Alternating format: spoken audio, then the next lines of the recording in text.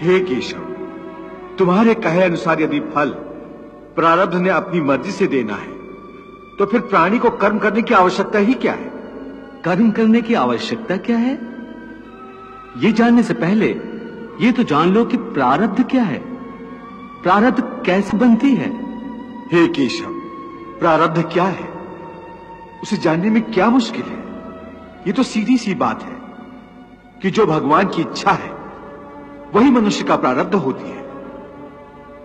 नहीं अर्जुन, नहीं, ये धारणा सत्य नहीं है। क्यों सत्य नहीं है?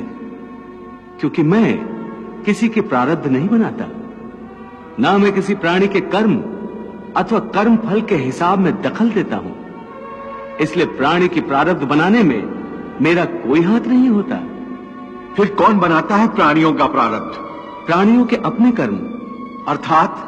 अर्थात ये कि प्राणी जैसे कर्म करेगा उसका वैसा ही फल पाएगा।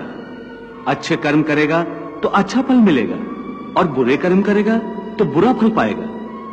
यही जो प्राणी के अच्छे बुरे कर्मों के अच्छे बुरे फल का हिसाब है, इसी को प्रारब्ध कहते हैं। अपने पुण्य कर्मों के फलस्वरूप सुख और अपने पाप कर्मों के फलस्वरूप दुख प्राणी को इसी जन्म में या अपने अगले जन्म में भोगना ही पड़ता है, वो टल नहीं सकता।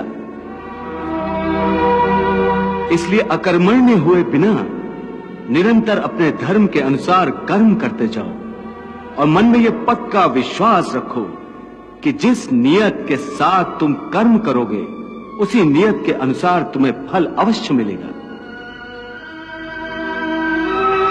कर्म का यह अटल विधान है, इसमें कभी किसी के साथ अन्याय नहीं हो सकता।